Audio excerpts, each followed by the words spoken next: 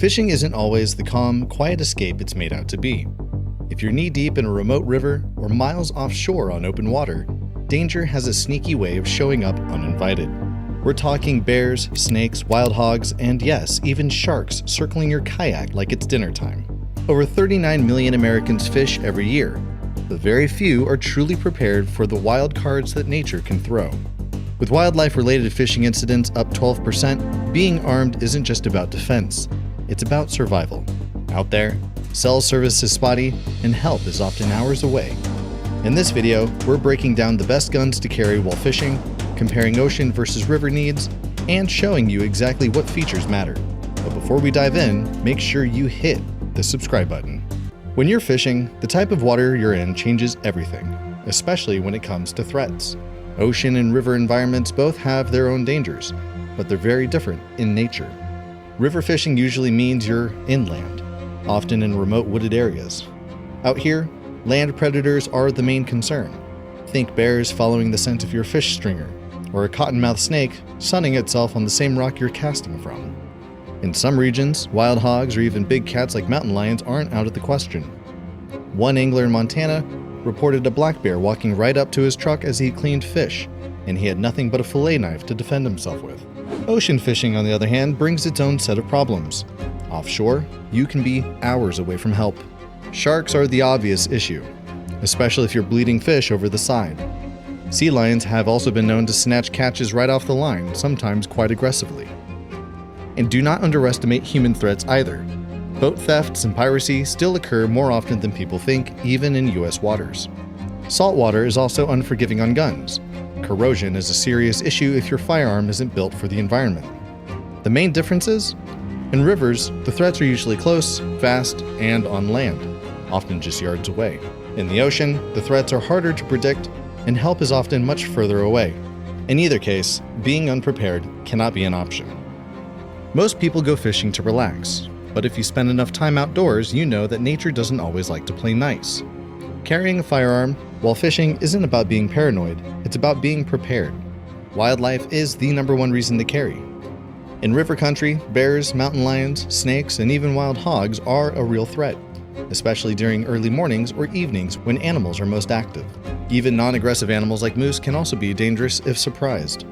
And in the ocean, sharks, aggressive seals, and even large birds have been known to cause issues, especially if you're handling fish or bleeding bait. Then there's the isolation aspect. Fishing spots are often remote, miles away from the nearest road, let alone cell service. If something goes wrong, you're truly on your own. Medical help, law enforcement, or backup will not arrive in time. Human threats are real as well. Remote riverbanks and quiet boat ramps are often targets for theft and confrontation. There are many documented cases of anglers being approached or even robbed at isolated launch sites. In the wrong place at the wrong time, having a gun can make all the difference. When you're out fishing, your gun isn't just a tool, it is your backup plan when things go sideways. But not just any gun will do. The harsh, wet environment demands a carry piece that is tough, reliable, and easy to handle.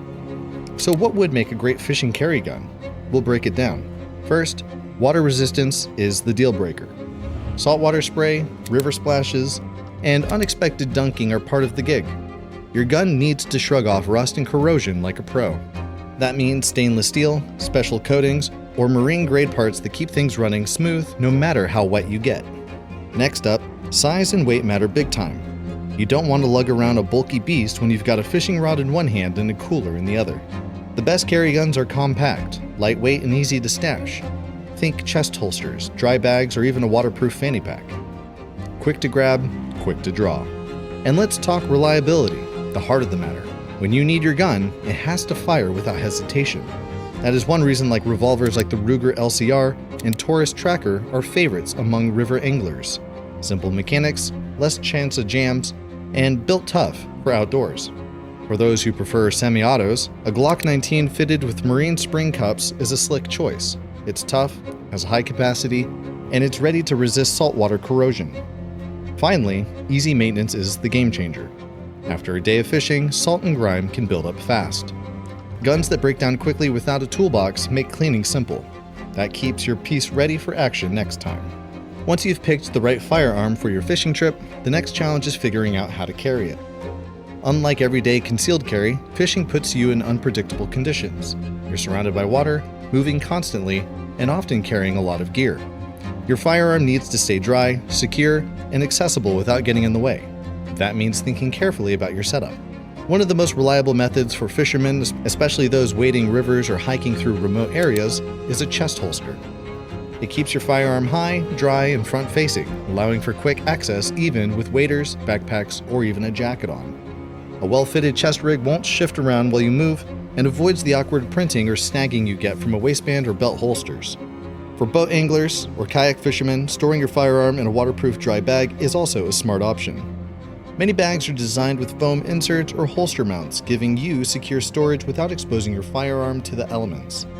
The downside is slower draw time, but it's a good solution if you're carrying a backup or don't immediately expect threats. Waterproof fanny packs and belt bags are another great option, especially for carrying compact pistols. They're low profile, blend in well with your gear, and allow relatively quick access. Just make sure they're designed for rugged use. Many hiking or outdoor brands now offer firearm-compatible versions with integrated holsters.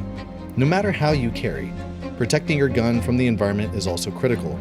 Even stainless steel or polymer frame guns can rust after exposure to salt water. After each trip, rinse your firearm with fresh water, dry it completely, and apply a light coat of oil or rust inhibitor. Avoid leather holsters, as these absorb water and can trap moisture against the gun. Now, carrying is one thing, but doing it legally is just as important. Gun laws vary widely from state to state, and just because you're out in the great outdoors doesn't mean you're in the clear. Some states allow open carry while fishing, while others require a valid concealed carry permit. And certain areas, like national parks or wildlife preserves, have their own restrictions. If you're traveling across state lines, make sure your permit is recognized in the state you're entering. Reciprocity maps can help, but it's worth double-checking official state websites for any updates. Also, be aware that maritime laws can come into play in coastal areas or larger bodies of water.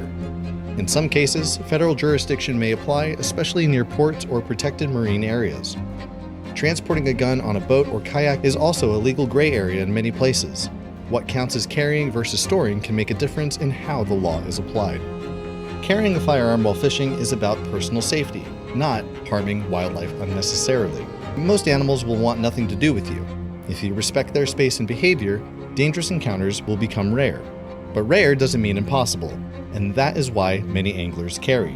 One well-known incident occurred in Alaska, where a solo fisherman was cleaning his catch near a riverbank when a brown bear, likely drawn by the scent, emerged from the woods. The angler stayed calm and gave loud verbal warnings.